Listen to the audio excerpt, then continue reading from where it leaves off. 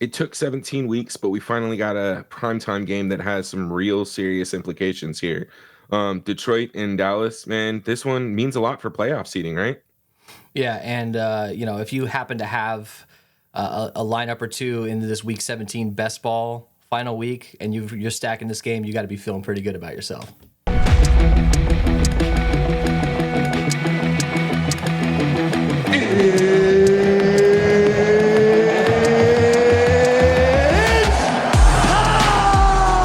What is up, guys? Welcome to the Edge DFS. My name is Tyson Smith, joined by Ellie Hernandez. Ellie, we got the Lions going on the road into Dallas to play the Cowboys. Cowboys are 5.5-point favorites here. This should be a good one, man. Like, this feels like this is going to be a high-scoring game. Building for DFS is going to be tough, dude. You've got two stud pass catchers and two stud quarterbacks that we're going to want to get involved that are all very expensive. We're going to have to find creative ways to get different. And maybe playing like a middle-of-the-road pass catcher or even one of these running backs from Detroit at captain might be the way to go. We're going to have to discover that as we get through the show. But, playing CeeDee Lamb at captain with both quarterbacks or trying to get Amon-Ra in there as well, it's going to be real tough. So let's look at this game. Let's just jump right into this. This is going to be a good one, man. A lot on the line here. If you look at Dallas, they pretty much locked up the 5th seed. That's probably where they're going to end up. You got Lions. They could get the 1 seed still. Some stuff has to happen here. But Lions have a lot to play for. Now they clinched their division last week, an emotional win against Minnesota. Minnesota put up some points against them though.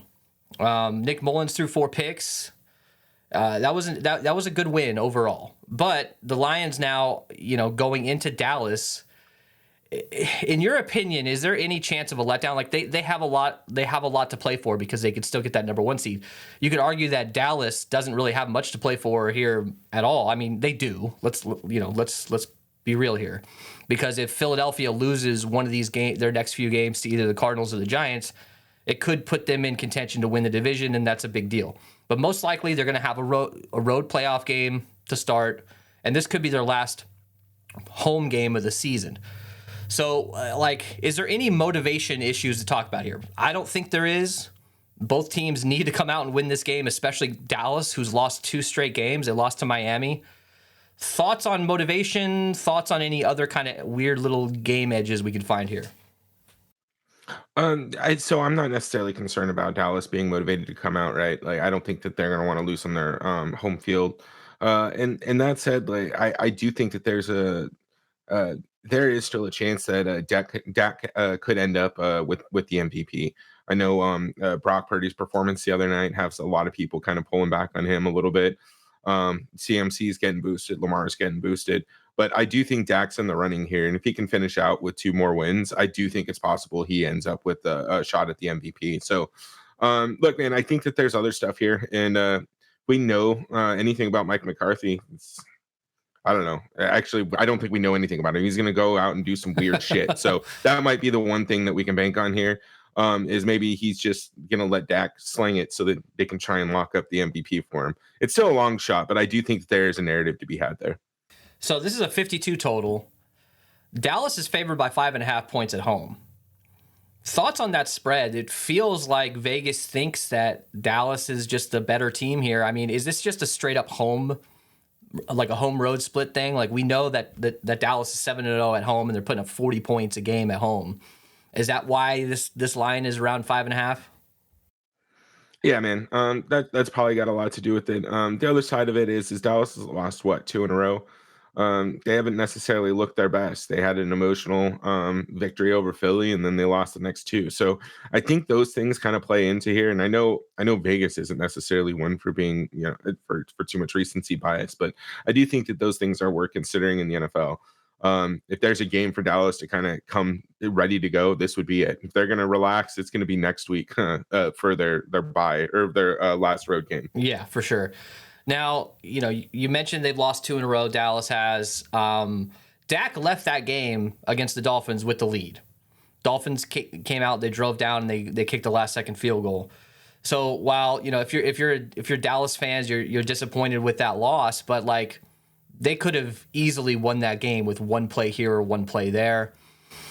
That game was interesting the way it started out. They drove right down the field. Hunter Lipke got like 4 touches on the opening drive, including 2 third. I think they were fourth down, or they were short yard distance runs, and then he had a fumble on the goal line. They're trying to bulk up their short yard run game. They're trying to get better at the goal line. We've seen Tony Pollard just absolutely suck ass as far as trying to get touchdowns. Like, he has 5 on the year, but 2 of those came in week 1, and then he had a stretch where he had 3 straight games with a touchdown. To me, this feels like the clear advantage is going to Detroit's run defense. Like, Pollard, to me, is in a tough spot. And, we got Dowdle that's out. We're going to see a little bit of Deuce Vaughn in this game, potentially. To me, it just feels like Pollard's in a rough spot. Now, for GPPs and for bigger tournaments, maybe you hope he falls in the end zone a couple times. Maybe he has a random ceiling type game. But against this Detroit Lions run defense, which is definitely their strength on defense, I just don't see it happening.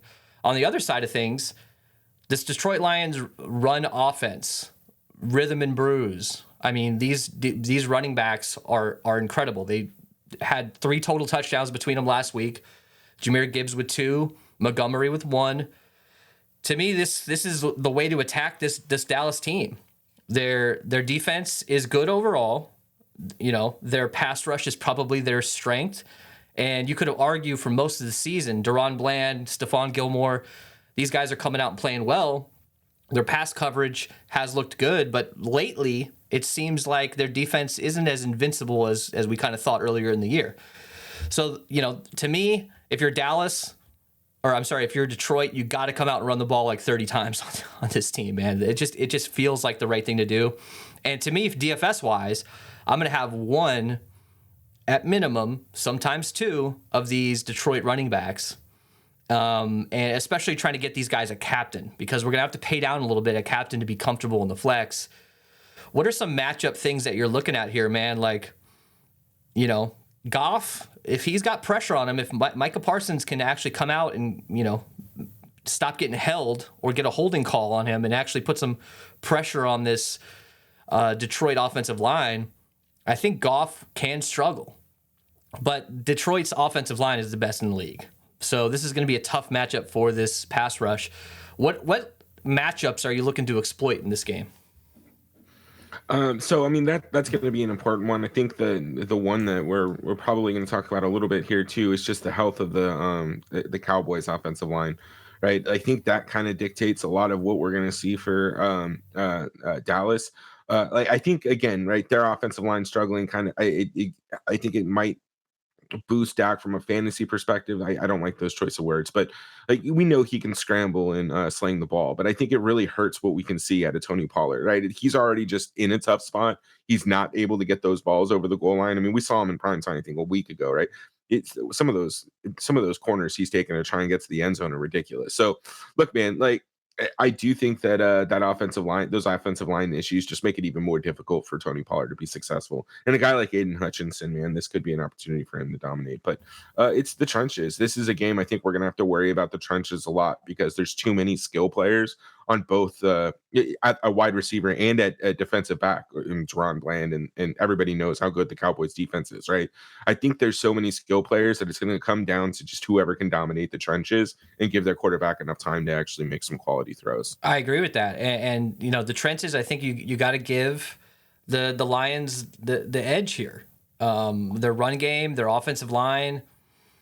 To me, if they don't, like I said, if they don't run the ball a lot in this game, they're idiots. It's kind of frustrating sometimes with the Lions. Like, they came out, they lost a game on Thanksgiving to the worst rush defense in the league in Green Bay, and did not really run the ball the way they should have. And then they come out and they lose to the Bears randomly. Like, the only reason why I bring that up in the intro is, like, this team feels like every once in a while they just don't show up. And I don't know, is that an angle that we could play? Maybe. It just feels like this game is probably going to hit the over. This feels like a heavy scoring type game. And I'm glad you brought up the Dak thing about scrambling, because Detroit, if you look at all the running backs they've played this year, they've done pretty good. Like they're literally ranked number 1 in running back points allowed. But a guy like Dak, I think his rushing prop is like 16.5. We've seen teams be able to scramble and run when it comes to their quarterbacks against this Detroit defense. That could be an interesting angle to take. Maybe Dak gets you 30, 40 yards on the ground, 4 fantasy points. Could be a nice little addition there. All right, let's look at some other stuff here. Like I said, this Cowboys offensive line is pretty good, but with Tyron Smith questionable here, we saw Chuma Edoga last week at left tackle, did not have a good game. Missed some assignments. We saw some sacks on Dak.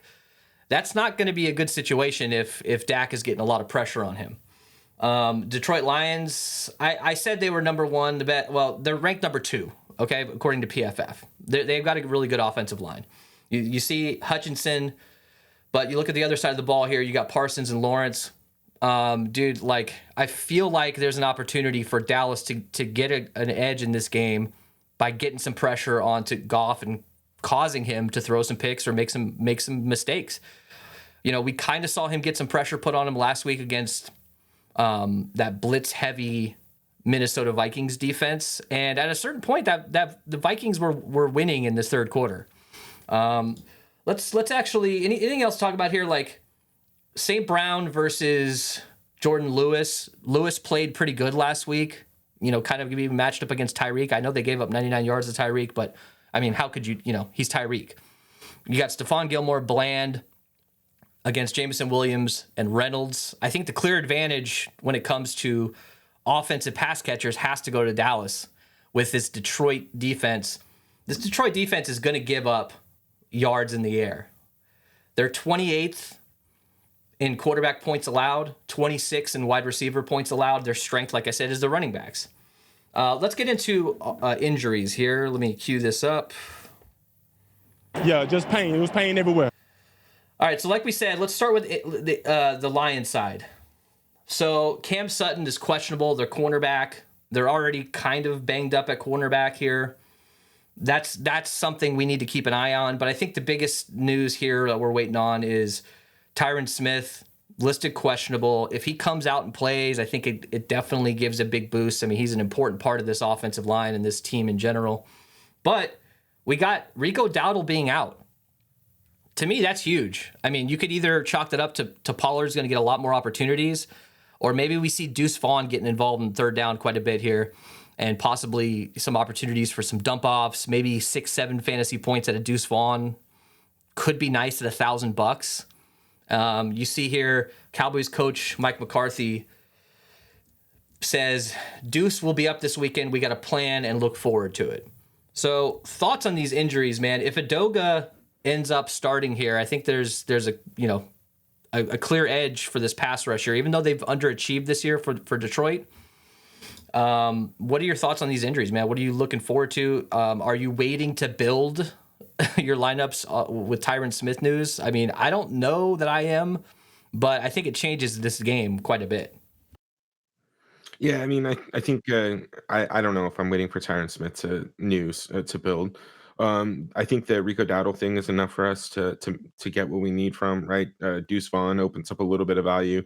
Even some of these other guys, right. I can't remember what you'll talk about him when we get to running back or whatever. But there's a fullback. It just opens up some other opportunities, I think, in general. Outside of that, man, I don't think there's anything too crazy here that we need to be worried about yet. Yeah, I mean, Hunter Lipke is the fullback. He's $800, and you got Deuce Vaughn. There's some value to be had there, so that's an interesting angle. Let's just get into this breakdown, dude. We're about 15 minutes into the show. We're gonna spend a little bit of time building as well, obviously, and we're gonna talk position by position here. So let's go ahead and get into this breakdown. Give me 1 second to pull this up and break it down. Break it down. Dak Prescott is 10.6K. Jared Goff 10.2. There's a world where I see Detroit winning this game and Jared Goff doesn't need to put up 20 fantasy points. There's not a world where I see the Cowboys winning this game and Dak Prescott doesn't come out and throw the ball well and play well and put up 16, 17 fantasy points. I think if you had to choose one, you're probably, you can probably stick with the run offense of this Detroit Lions. And maybe you don't get to as much Jared Goff. I mean, we see the ownership here. 52% Dak, 31% Goff. And, look, this Cowboys defense, they got some good corners. They can cause some havoc here. So we're just not going to be able to get Amon-Ra, CD, Dak, and Goff in a lineup together unless we punt at captain. So if I had to choose one out of all four of those guys, it's probably Jared Goff, right? Yeah, man. I mean, that's where I'm at with it. Yeah, that's where I'm at with it, man. Jared Goff is just he's kind of just in a weird spot here. I already talked about my little MVP argument for Dak Prescott, man. I do think maybe this is just me being a little bit of a homer here. But I don't want to overthink this. I don't think San Francisco, right? You can't have two guys on the team worthy of MVP, right? I don't know how that works out. Lamar Jackson should win it, but Dak Prescott, if he can finish out with 2 wins, and somehow they overtake Philly, right? I do think that there is a chance that he ends up with the MVP here. I mean, even we got him projected for 24 and a half fantasy points. I think he's mispriced for his projection. This is a game that really kind of does mean a lot to Dallas and the NFC as far as seeding. So I don't know, man. When it comes to him and Goff, I think you have to try and get over on Dak as much as you can. If you're going to come in under on anybody, Goff, unfortunately, is just going to be the odd man out. Look, Nick Mullins. It may not even be intentional. Yeah, exactly. It's probably not intentional. I'm not intentionally not clicking Jared Goff's name, but if I'm hand building, he just doesn't fit. I'd rather get to Amon-Ra or one of these running backs, and they're much cheaper too. The running backs are. We saw Nick Mullins come out and throw for 411 yards. He did throw 4 picks against this Detroit defense, but we know we've been, this is week 17, dude. When you see Detroit's defense on the schedule, you go, who's the quarterback that he's playing against? In this case, it's Dak Prescott. I'm going to have a lot of Dak Prescott. He's 52% owned. In the flex, I think you can get to some of him at captain as well and mix in some of these cheaper pass catchers in the flex with him, hoping that maybe CeeDee Lamb has just a 12 or 13 fantasy point game, and you get a Brandon Cooks touchdown, you get a Tolbert big play, you get a Ferguson big play. Maybe putting Dak at captain is an interesting strategy because you do get a little bit of a savings on him. Let's go to running back. Let's start with Detroit. So we've talked about this quite a bit already. I'm going to have a minimum of 1, and in a decent amount of lineups, I'm going to have both of these running backs. Jahmyr Gibbs put up 2 touchdowns last week. He seems to be, just rewatching that game when they were trailing for that short period of time. They're Detroit. Jahmyr Gibbs was on the field the whole time. So if we think that Dallas comes out and is leading this game, maybe you don't play David Montgomery because he gets game scripted out. And you'll probably see some more Jahmyr Gibbs. But if we think that Detroit is going to be leading or at least very close in this game, you can't avoid David Montgomery. He's 8,600. He's probably 25 to 30% owned, probably 5% in the captain. And at 8,600, you have a guy with 2 touchdown upside. And, dude, am I just too obsessed with this rhythm and blues combo here? Are you going the same route I am? Like I said, I'm going to have a lot of these guys. Yeah, man. I think if I'm not going to have as much Goff, I'm going to have one of these guys and one of the wide receivers locked into most of my lineups, right? So if we're using an optimizer on a slate like this, I think honestly, I would take Goff, Gibbs, Montgomery, ASB, and Laporta. I might make that group there where I have a minimum of one of those guys in every lineup, right? And I know I'm going to probably come in a little bit under Goff, but these are the guys that I want to have. If you want to keep the ball out of Dak's hands, and you want to keep CD off the field, you have 2 guys who are capable of carrying the workload. David Montgomery can carry 20 times. Jahmyr Gibbs is explosive, and I really do think that he can carry it 15 plus times if they give him the opportunity to. So, we talked about it all season. I think this is one of those games where You know, Detroit, they have a coach who he's tough as nails, and I think this is what he wants to do. He built a team that has a strong offensive line and can run the ball effectively. This is the time to start displaying it. Yeah, absolutely, man. I don't think there's really a whole lot to talk about here. Like these guys are my favorite leverage plays on the slate. If they're really coming in under 30% owned, I'm going to have so much. That's just how I'm going to roll, man. And if for some reason one of these guys doesn't score a touchdown in this game, it is what it is. If Goff, like if you're not playing lineups with Jahmyr Gibbs or David Montgomery, you got to have Goff. I think that's just a very straightforward, pretty simple rule. And it doesn't necessarily mean that you can't play either one of those guys with Goff either. All right, running backs on the other side. So this is interesting. Tony Pollard, 7,800. He's being projected well. Like, I'm not really sure why. I know we're recording this on Friday, and as we get closer, SaberSim dials in a little bit more, and you start to see a little bit better projections. But as of right now, he's being projected for 17 fantasy points as a median projection. That should be closer to like 12 to me. Pollard is a guy that I think people are going to be under pretty low on. Like, I don't see why right now he's being projected at 36% ownership in the flex, while the two running backs for Detroit are being projected under 30%. I think that's backwards. To me, Pollard is like a 23 or 25% owned guy. So if you think that Pollard could get lucky and maybe because Rico Dowdle's out, he gets a couple extra carries near the goal line or whatever it is, maybe you play some Pollard captain, maybe you fade him in the flex. Thoughts on Pollard here, man? Like, this seems like an easy type fade, just because of this matchup, man. Detroit is very good against opposing teams' running backs. You got Deuce Vaughn at 1,000, and you got Lipke here, who they probably want to try to get involved. I know he fumbled on the goal line here, but I don't think that matters much. We saw Jahmyr Gibbs fumble last week. That didn't really matter much either.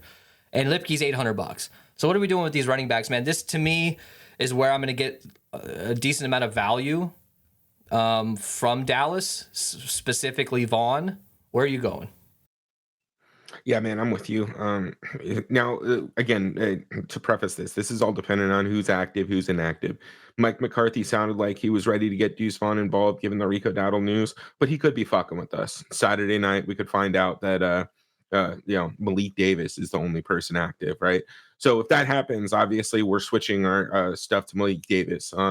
And again, all that said, just hop in the Discord. We'll talk about inactives and any alignment. God damn it. Lineup adjustments we will be making will be done in there. We'll talk it out there. Anyways, back to this. Tony Pollard, right? 7,800, man. I want to see what SaberSim does to dial in this projection a little bit. It does feel a little bit high. But again, I think that removing the projections, what I would do here is I'd probably play a couple lineups with him at captain. That's probably what I'll end up doing, just to make sure I have a little bit of exposure. And then I don't know if I'll have any in the flex. This is probably going to be a stars and scrubs type build anyways. So like Tony Pollard, Sam Laporta, those are guys that you may be able to throw in a captain for a little bit of savings. But I don't know how much you're going to get to Tony Pollard in the flex. That said, man, this isn't a great matchup for him. He hasn't been great all year. And I don't know how you just all 7,800, even though he's priced low, it still just doesn't seem like that's not just because he's priced low doesn't mean he's all of a sudden going to have a 2-touchdown game. You know what I mean? Yeah, I mean, Kyle Dvorak here tweets, there are 9 players with at least a dozen carries inside the 5 this year. The average number of touchdowns scored amongst the group is 7.6. Tony Pollard, who has a dozen such carries this year, only has 2 touchdowns inside the 5. And then this screenshot here, I mean, how do you not score on this play? Like, he tried to cut it back in. He should have just kept running outside. It just goes to show that they're trying to find other ways to get this offense going in the red zone. I just don't know how much opportunity, even with Dowdle out, he's going to get. I'm not very optimistic on Tony Pollard, but if he comes in under 25% owned, I'm going to have to play him. I'm just going to have to. Wide receivers. CeeDee Lamb is 11.4K. Brandon Cooks, 5,400. Gallup, 3K.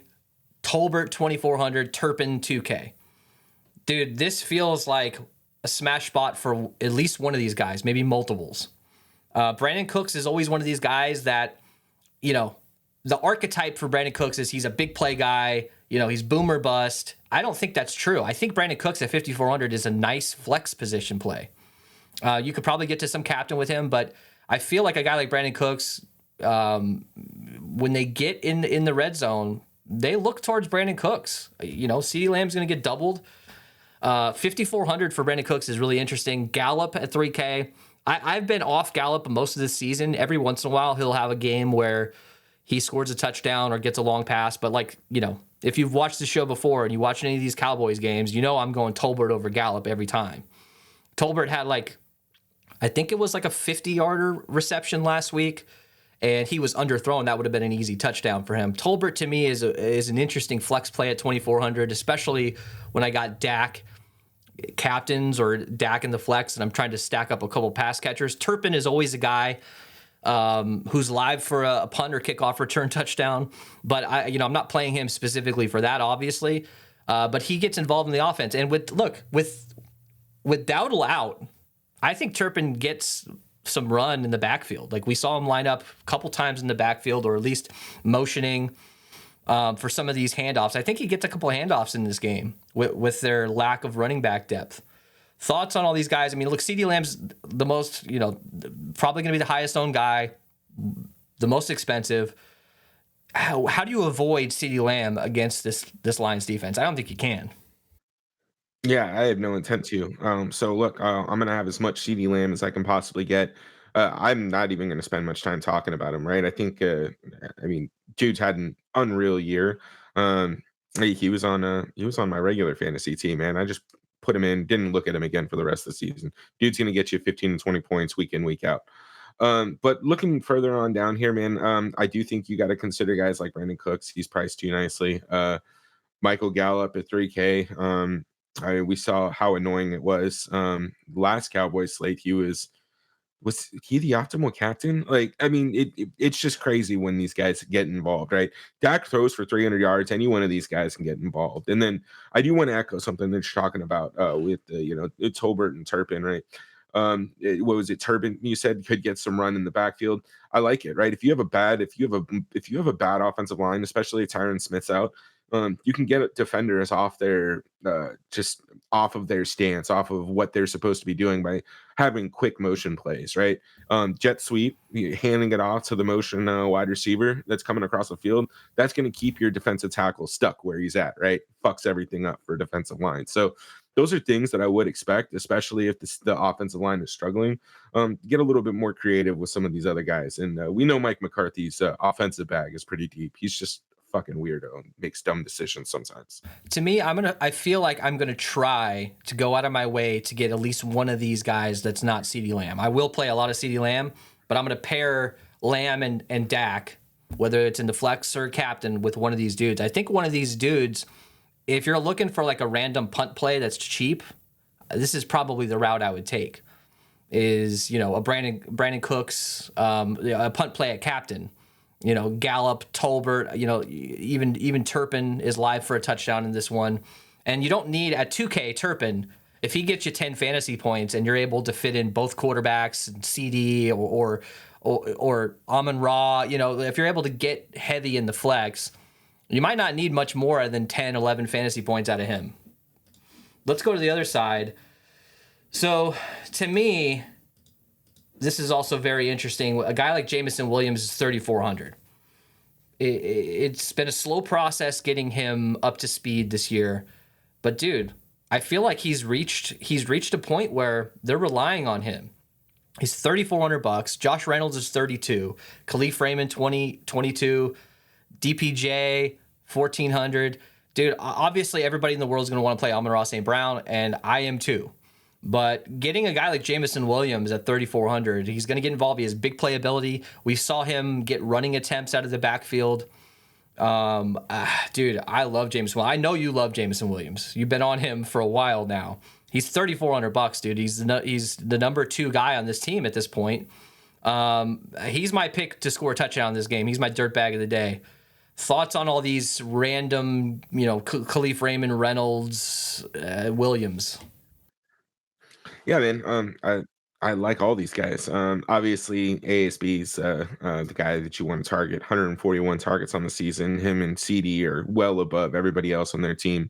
Jahmyr Gibbs has a bunch of targets on the year, but when we're looking for value, like I think you can consider some of these guys, right? Josh Reynolds has 52 targets on the season. Khalif Raymond 40. Jameson Williams, he's going to be a little bit lower, but we know that that's because of injuries. And the thing about Jameson Williams is you're playing him for his upside, right? His average at the target's insane. So like he's on the field to split the safeties and try and blow off the top of the defense. So I don't know how you sleep on any of these guys, man. Again, it's Detroit's explosive offense has been fairly explosive. So I do think Dallas wins this, but I think these are guys you consider for a little bit of savings. Dude, I like Jameson Williams at captain, man. Like, we're going to build a lineup with Jameson Williams captain, and it's probably going to be pretty nice. Let's go to tight end. So, Laporta's... I mean, look, next year, for best ball and for fantasy drafts, Laporta is going to be one of the top tight ends drafted. Like, he's going in the second round probably, right? Like, 7,200 in this game. He's had an incredible rookie season. He seems to disappear in certain games, but his ceiling is 28, 30 fantasy points. And if he comes out and plays well in this one at 7,200, having him at captain is going to be incredible. But I'm also looking to play him in the flex. Right now, Saber Sim is not loving him in the flex, but we'll have to wait to see what is adjusted because of that 11-point projection. But you're right. It's kind of like a Jameson Williams situation. We're playing him probably for his ceiling, and I think he has one of the better ceilings at his price on the slate. Thoughts on Laporta? I know you love Laporta. He was one of my higher-owned best ball guys this year. Didn't make anything into the finals with him, but he's in a good spot. Yeah, dude. Sam Laporta is, I mean, he's one of the top 3-4 tight ends in the league right now. Travis Kelce and George Kittle, they're getting old, man. He might be the guy that's going to take over as a tight end one moving forward. Him and Trey McBride. Play Sam Laporta. I don't know about James Mitchell and Anthony Fursker. I don't know how much you necessarily want to get, but at $400 and $200, we know that Detroit's going to come out in 2 tight end sets, and they're going to rotate some of these guys in, right? Brock Wright and Shane Zylstra. I think Zylstra has a touchdown this year. That might have been last year. I don't know, but we know Brock Wright and Zylstra will get some run. If you feel crazy enough or want to run them in a 150 max, I don't hate a $200-$400 punt. I think you meant Mitchell or Ferkser. Zylstra and Wright are out, but yeah, I know what you're saying. Let's go to the other side here. Dallas has 3 tight ends that we can always consider playing, especially a guy like Hendershot at 400. He had a goal line target in that game, just couldn't last week, just couldn't complete the pass. Jake Ferguson 6,200 is interesting. Dude, every single position group we've gone through, I'm like, I like this guy, I like this guy, I like this guy. Like, there's so many damn players on the slate that I'm going to try to get involved. It's going to be tough, dude. There's so many. I'm just going to be under on some guys, which worries me. But a guy like Jake Ferguson being projected for more fantasy points than Laporta seems interesting right now. But 6,200 captain flex, Hendershot at 400. I know he's been injured most of the year. Him and Schoonmaker at 1,600. This team likes to run 2 tight end, 3 tight end sets. These guys are going to be on the field, especially if they get near the goal line. I think Hendershot is live to score in this game as a low-owned dude.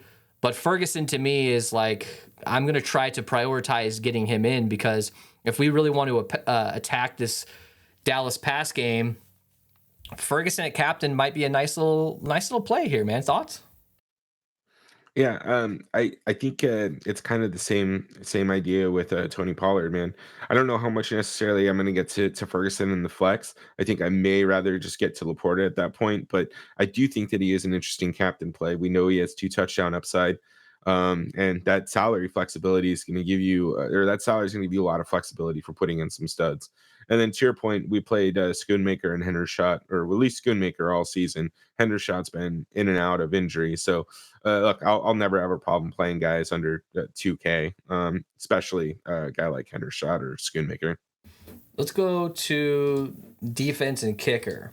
So we've got Brandon Aubrey, who is 33 for 33 this year on field goals, and Dallas is at home in a situation where they have been putting up 40 plus points. Aubrey at 4,800. We're seeing kickers in this slate priced down a little bit. Good, because typically we've been seeing 52, 5K, 4,800 as the top, as the top end guys here.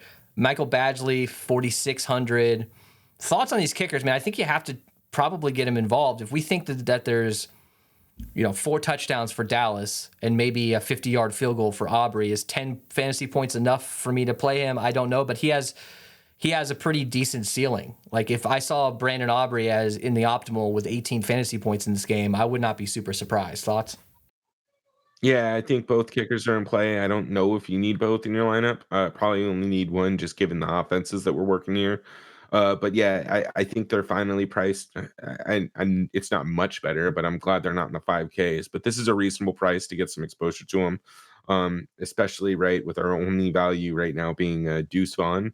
I think you do need to have a pretty decent amount of the kickers. So Cowboys are 4,400, Lions 3,600. Look, every single showdown slate, we seem to have an idea how the game's going to go, and then it comes out completely different. This is supposed to be a shootout. Is there a world where maybe, these teams come out a little tight being week 17, there's some injuries going around, and maybe this hits the under and we get a defensive touchdown or something? Yes, I'll build a couple lineups for that. It's not likely to happen. We saw it last night with the Browns, and the Jets. Cooper's out, and they single-handedly, the Browns hit the over by themselves in the first half. So I think we have to play a lot of different scenarios, but in my opinion, like, the Cowboys defense at 4,400 maybe could get a couple shares, but Lions at 36, I'm just not super interested in. I'd rather play Jamison Williams, right?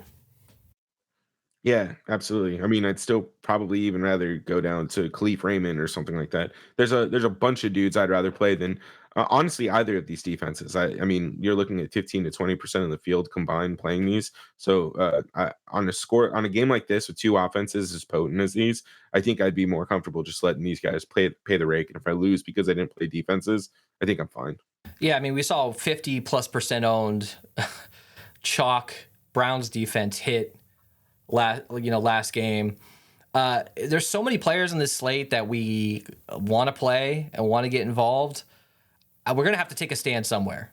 And maybe it's just no defenses for this one, with maybe 1 or 2 lineups where you focus on a different game script. But we can't play everybody. It's just not possible. All right, let's go to our captain pick. We're going to crown their ass on DraftKings 4 tournaments. Now, if you want to crown them, then crown their ass. Ellie, you're going Sam Laporta. I'm going Lions running backs. Obviously, there are better captain options. Like, there are studs in this game, but guess what? We got to pay a lot of money to get to them, and then, therefore, we're not going to be able to really play the guys we want to flex. A guy like Laporta at his price, with his ceiling, is really interesting. We're going to build a handful of lineups with them, but for me, either one of these Lion running backs. I think Montgomery is the less sexy play. Like, a lot of people are going to be on Gibbs because of his pass catching ability and his explosiveness and big play ability, but we've seen Montgomery have big plays as well. And if they're truly as low owned as SaberSim is saying they're going to be, I'm going to have a ton of these guys at captain. Now, when it comes to single entry, dude, what are you thinking for single entry and just some other captain options that you're thinking if people are jumping around? I think Laporta is going to be kind of a popular single entry and cash game captain. I think other guys that you can consider probably Jake Ferguson, more GPP, Tony Pollard, just given their salaries. And then single entry, man, again, like, I think you can consider, I think you'll talk about this a little bit, but Dak Prescott, there's just a lot of offense you're going to capture with him, potential scrambling, rushing upside there. And then I don't know how you come off the Lions running backs, man. You gotta have a lineup or two with them just because of the upside. One of these guys could have 3 touchdowns easy. Absolutely, for sure. And I think if their ownership stays low, dude, oh my God, it's just such an easy smash spot for me. All right, let's get to our fades here. We couldn't do diddly poo. So, Ellie, you're going Pollard, man. I like it. I'm assuming you're going to have a couple with captain just in case if he falls in the end zone twice randomly. But I think the consensus would probably be across the industry that Pollard is in a bad spot. He hasn't looked great this year. He's been a heavy disappointment. And I think overall, you might see his ownership dip into the mid-20s or even lower for this game just simply because of his price and what we have to do to get these high-priced guys. Talk to me about your Pollard situation here. Would you play him in a single entry, or are you just saying, you know what, I need to make a decision and I'm going to fade him across the board? No, I'll probably just do another single entry with him at captain, just to be safe. But look, man, we talked about this on another slate. I can't remember. I think it might have been Amari Cooper. I was fading, or somebody. I was fading them at flex and playing him at captain. This is a similar spot. Like, I think you're fine getting a little bit of exposure to him at the captain spot if you want to hedge. But outside of that, man, I'm just not going to be targeting him in any of my lineups. There's just some studs that I want to get to, and this isn't a great matchup for him. And look, this is kind of a cop-out from me, but there's not really, besides Pollard potentially, there's not really anybody that jumps out to me that I'm going to go out of my way to fade. You could probably say Goff, but I'm not going to intentionally not click his name. Like there's an absolute situation where Goff puts up 30 fantasy points. So I'm not going to go out of my way to really fade anybody, but I think naturally I'm just not going to get to the defenses like I was saying earlier. And maybe I just unclick them for a majority of my lineups minus like 10 or 5 lineups with a defense game script. All right, let's go to lineup builds.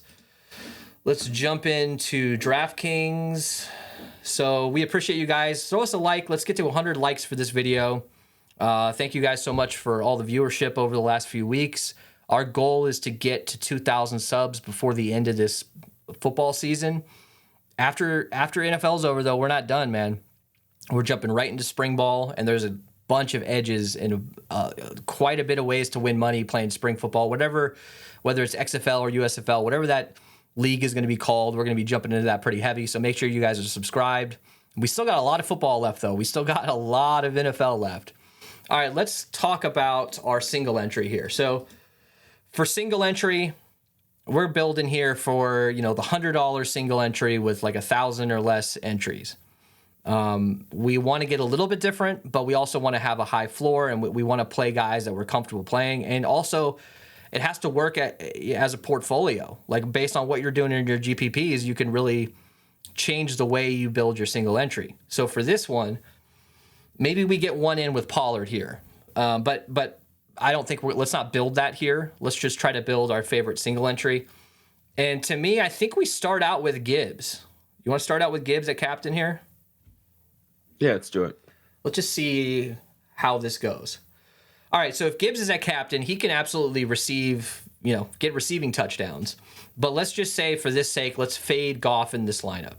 Let's get CD, let's get ASB, let's get Dak, and see where we're at. We're kind of in trouble here, but we do have Deuce Vaughn. Like, look, for a game like this with as many offensive options that we have, I'm okay with punting with a guy like Deuce Vaughn in a single entry. We're just gonna have to. So you want to play Deuce Vaughn here? Yeah, I'm down. It doesn't leave us with a whole lot of options here. Turpin, Khalif Raymond.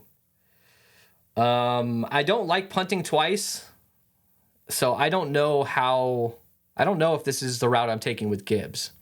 If you are comfortable punting twice, or if we get some more news that there's some other value out, maybe. If it was like Tolbert, or if I were able to get to Jameson Williams here, I would absolutely play this with Jameson Williams. Here, let's do this.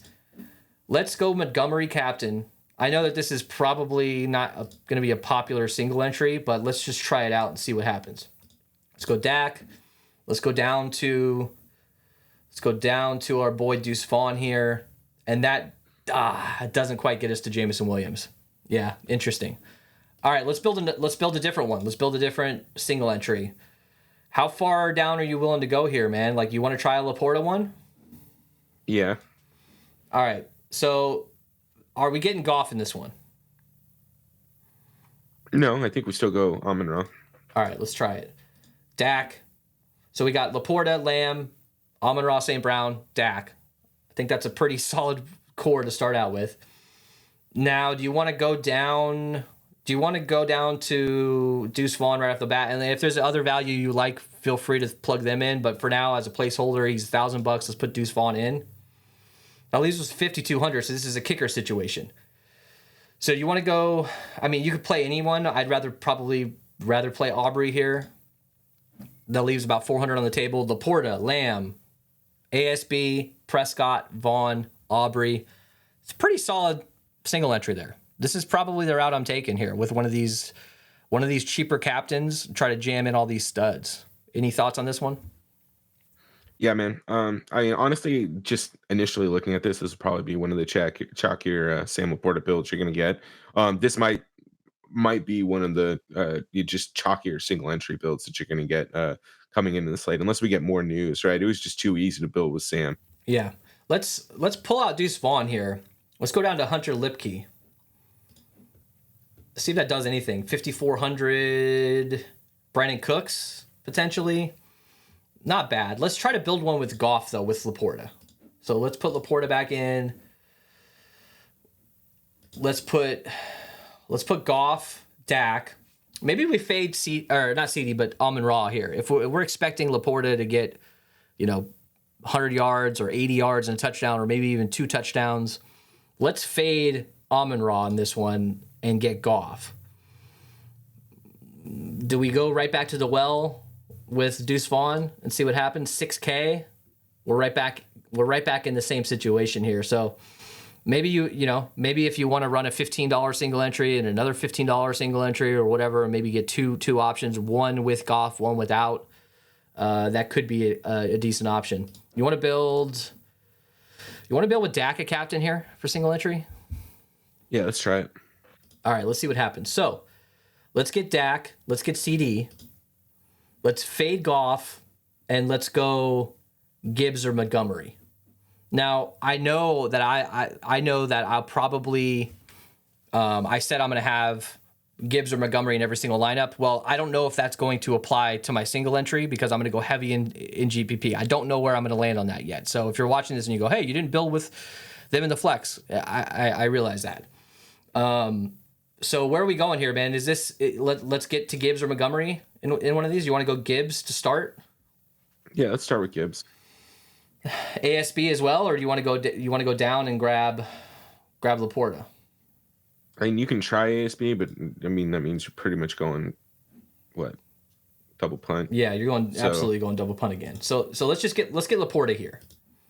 Yeah. All right. So we got Gibbs, Laporta, kicker maybe. You want to start at kicker and see. I don't actually. We could get Aubrey and Deuce Vaughn here if we wanted.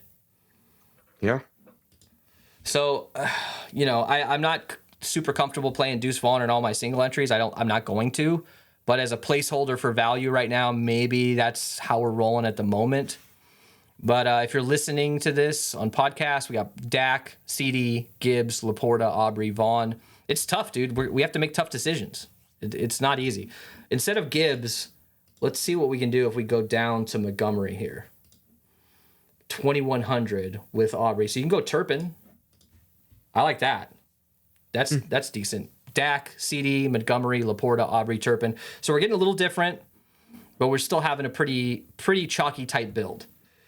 All right, let's move on to tournaments here. Let's build 2 lineups for GPP. You want to just right off the bat go Jameson Williams? Yeah, let's do it. All right. So Jameson Williams captain, what does that mean? Let's try to get, like I said, for GPPs, I'm going to have one of these running backs. So let's just plug in Jahmyr Gibbs for now. And then maybe, do we have to play Goff in this lineup? Maybe if we fade Goff, maybe we go Montgomery instead. But you want to do a 2-4 here? Yeah, let's see if we can. Let's go. What do you want to CD, Dak, and then go from there? Yeah, so we got some decent salary left. Obviously, I don't think we're going to play Amon-Ra in this lineup. What about Pollard, or what about Ferguson? Or do you want to just go down and grab one of these guys like Tolbert or Turpin again? Throw in Pollard. I mean, if we're not playing Amon-Ra, we should go a little bit more balanced, right? Yeah, 5,900 for this last spot, so you can get Cooks here too, which is that's interesting. Really interesting build. So Jameson Williams captain with Gibbs in the flex. You got Prescott, Lamb, Pollard, Cooks. You could go down to kicker here as well. Let's build a little bit more balance here. Let's get Montgomery. Let's fade Goff here. Let's go Williams, Montgomery. Let's go back to Dak and CD. Do you want to try Amon-Ra here, or is that too much? I honestly just throw in Gibbs. Yeah, there you go, dude. There we go. Kicker. So Aubrey. So we got a 3-3 here. Jameson, Montgomery, Gibbs, and then you got Dak, CD, and Aubrey. All right, let's build one more lineup with another captain here. You want to go? Who do you want to go with here? Do you want to go Ferguson? Do you want to do a Laporta GPP build? Let's do Pollard. We haven't done anything with him at captain, and I know people are going to be annoyed when they see me fade him and then us build a lineup with him at captain. So, well, this is what you talked about doing though, getting Pollard at captain. So, all right. So if Pollard's at captain, what are we thinking here? We thinking 2 goal line touchdowns. Like, how does he get there? So I think that in this one we consider fading Dak, and then we go Pollard, Lamb, and then see what we can do about the Detroit side. Let's Goff and ASB. Let's go Goff, Laporta, and then Gibbs, running back if we can. Yeah. Okay. Cool. Laporta, Gibbs. No, not quite. We can go down to Montgomery though. We can't quite get to Deuce Vaughn, but we can get Hunter Lipke. So now you've covered some rushing, you covered some goal line opportunities here, and then you got a little bit of a run back with Goff. There's a lot of options on this slate, man. Would you prefer hand building for this one over optimizing or Saber Sim? Where are you going as far as your amount of lineups you're getting, and what's your strategy? I'll probably get as many lineups as I can in some of these smaller contests. When we have efficiently priced slates like this, I like to get a little bit more, and then I like to cap my actual total salary. So this is one I'm not gonna have any lineups at 50,000, and I've been going low. Like I'll probably cap at like 49.5 or even 49,000 on a slate like this. We saw it on the Cleveland slate, right? We know what the obvious plays are sometimes, and you can submit one of those chalky lineups, and it's just going to end up chopping. If you MME'd, you may not have made much money last night. So it's another thing to consider on something like this. Just cap out your salary, and you'll get forced, unique, weird lineups just because of that. The optimal lineup last night. I know last night was a weird slate, but there was a guy who was 0.7% owned, 7.4% owned, who was in the optimal, and that lineup chopped so many different ways. So that was a weird example as far as last night's slate. But as we continue to go through the season, we're just learning that it's just not worth it sometimes to play some of these duped builds. Like if you're doing 1 or 2 lineups or something and you don't have a ton of money into it, maybe it's worth it, getting a first place that's $200 as opposed to 10K or whatever it is, being duped. But if you're like maxing out the big contest, and you're playing these lineups that are going to be duped 100, 200, 300 times, it's not worth it. It's just not. You might take a big loss by playing some of these less than optimal type lineups. But the one night that it hits, if you have the bankroll, the one night that it hits is going to make it worth it for the whole year almost. And that's how a lot of these guys do it, man. It's just the way to do it. You're going to take your losses, but the wins are going to be big wins. All right, Ellie, who's your dirtbag of the day, low-owned guy that you think could score, and what's your final score prediction here? Final score, I'm going to go with 31-27 Dallas. Dirtbag of the day. Jesus, this is going to be a tough one. Let's go with Khalif Raymond. I think it's going to be one of these bullshit Lions wide receivers. Absolutely. Here, let me show you, before we send this off, make sure you guys throw us a like on the way out. Let me show you my best ball build here. Hopefully you guys can see that. Let me zoom in a little bit here. So this is my week 17 I made one lineup into the Millie Maker. Wish me luck. There's a lot of injuries here. Of course, Amari Cooper coming in at 55% ownership, didn't play. I got Jalen Waddle, who's now out. I got Zay Flowers, who's questionable. Raheem Mostert's questionable. Zay Jones is questionable. I'm going to need a lot of help here. But if I can get in the top 20% of this contest with 360 entrants, I think I might be okay to make some decent money. Lamar Jackson only 5% owned, dude. These Brock Purdy stacks going up against Washington. Brock Purdy's only 15% owned, and some of these Ayuk and Kittle are super low owned. I'm gonna need a lot of help, but maybe San Francisco is pissed off and they come out and put up a 50 burger on Washington just to prove and just kind of get rid of some of the negative vibes in there. We're gonna try to do a best ball show wrap up for the season, so stay tuned for that. But throw us a like on the way out. We'll see you guys later.